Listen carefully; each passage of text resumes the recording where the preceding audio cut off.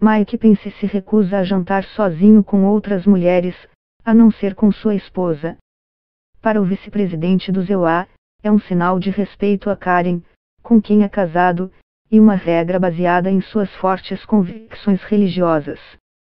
Alguns analistas acreditam que esta pode ser uma solução para homens incapazes de se controlar, outros classificam a postura de paternalista, sexista e ofensiva.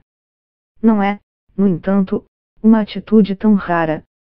Um estudo mostra que cerca de 5,7% das pessoas acreditam que pagar uma refeição para alguém do sexo oposto pode ser caracterizado como um ato de infidelidade. Quer você concorde com as justificativas de Pence ou não, o fato é que pelo menos ele e Karen definiram limites claros sobre o que é apropriado fazer com pessoas do sexo oposto, que não se aplica a muitos casais heterossexuais. A maioria das pessoas raramente tem uma boa definição do que significa ser infiel e subestima a probabilidade de ocorrer algum tipo de traição, apesar de elas próprias muitas vezes serem infiéis.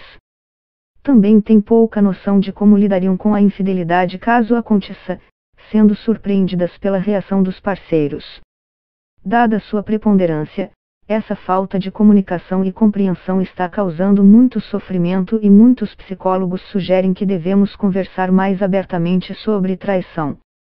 Calcular quantas pessoas já foram infiéis é um desafio, sobretudo porque os pesquisadores dependem da confissão de quem traiu. Como resultado, as estimativas de infidelidade podem variar muito e são frequentemente influenciadas pela maneira como os dados são coletados. De acordo com as previsões mais elevadas, 75% dos homens e 68% das mulheres admitirão ter traído de alguma forma, em algum momento, durante um relacionamento, embora pesquisas mais atualizadas de 2017 sugiram que as taxas de infidelidade do sexo masculino e feminino estejam mais próximas. No entanto, apenas 5% das pessoas acreditam que seus parceiros foram ou serão infiéis em algum momento do relacionamento, o que significa que mesmo as estimativas mais conservadoras sugerem que isso acontece com muito mais frequência do que imaginamos. Talvez estejamos confiando demais em nossos parceiros. Quem não está deprimido geralmente tem uma sensação bastante exagerada de que coisas boas provavelmente vão acontecer e uma sensação excessivamente subestimada de que coisas ruins vão acontecer, diz Susan Bohm, da Universidade de Calgary, no Canadá. Uma possibilidade é que nossa suspeita subestimada de que nossos parceiros vão nos trair é uma manifestação disso. Por outro lado, quando você está em um relacionamento, pode ser útil confiar em seu parceiro porque não seria saudável monitorar o comportamento dele o tempo todo. E nos deparamos com uma das principais questões: traição significa coisas diferentes para pessoas diferentes. Os pesquisadores podem pré-definir o que a traição representa para eles, mas cada pessoa tem uma interpretação diferente, portanto, os entrevistados podem não concordar com elas. Não sei por que as pessoas não falam sobre isso, considerando a frequência com que você vê em filmes ou músicas. Parte disso é que não estamos cientes da variação de padrões. Supomos erroneamente que o que considero ser infiel, você também considera.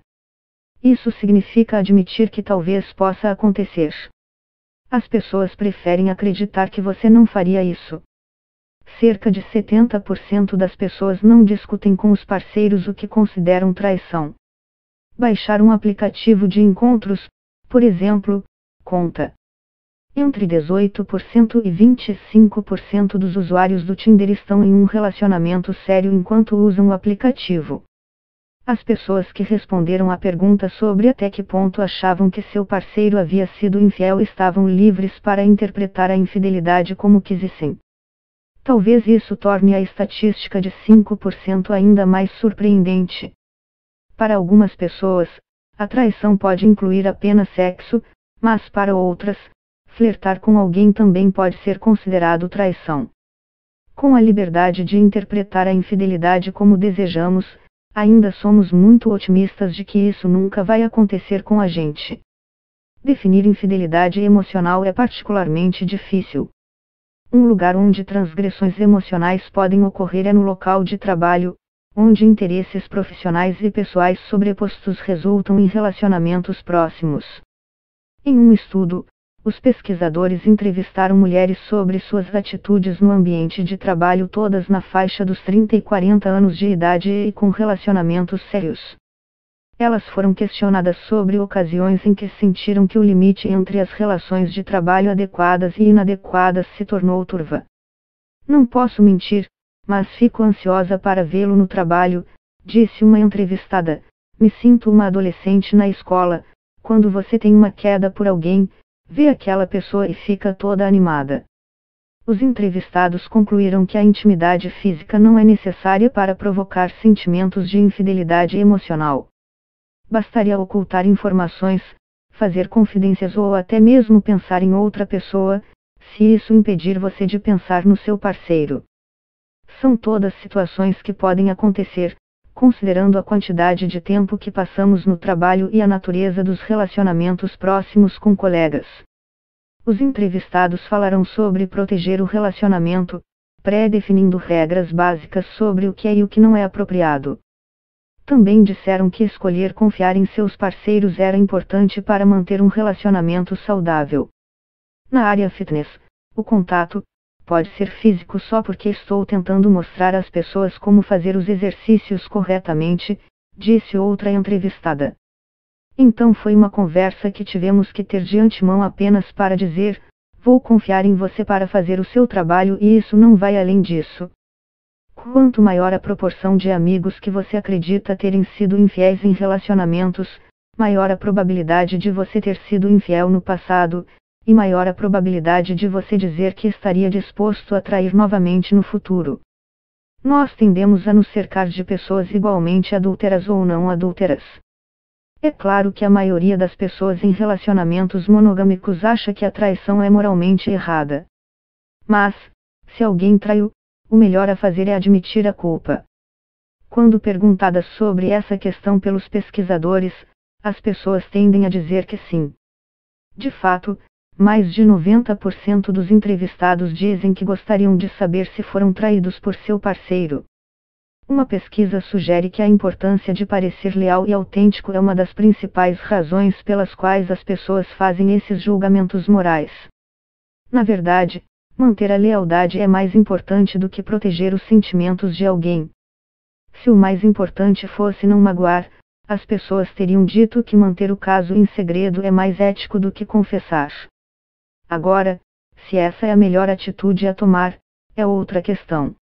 A infidelidade é a causa número 1 de divórcios nos USA. Greg Tortoriello, psicólogo da Universidade do Alabama, nos USA, estudou os efeitos da percepção do fracasso nas pessoas, principalmente em pessoas cujas personalidades reagem mal ao fracasso. Um exemplo são os narcisistas, que buscam a aprovação dos outros e são muito conscientes em relação a como se apresentam. Um narcisista com sentimento de grandiosidade tem um senso de amor próprio inflado ligado a uma autoestima mais elevada, enquanto um narcisista vulnerável é sensível aos julgamentos dos outros e geralmente tem autoestima mais baixa. Em ambos os casos, pequenas ameaças podem ativar comportamentos agressivos.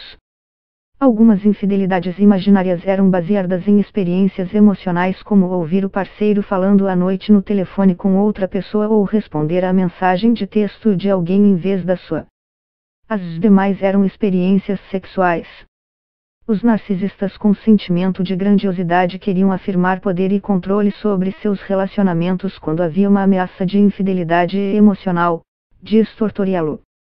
Os narcisistas vulneráveis, por sua vez, passaram mais tempo se preocupando e tendo mais emoções negativas após a infidelidade emocional. E levaram para o lado pessoal. Já a maioria dos psicólogos comportamentais como Tortoriello vê o narcisismo como uma escala móvel. Todo mundo pode ter algumas dessas características em maior ou menor grau. Neste estudo, ele analisou especificamente pessoas que apresentavam traços narcisistas acima da média, mas que não eram necessariamente patologicamente narcisistas.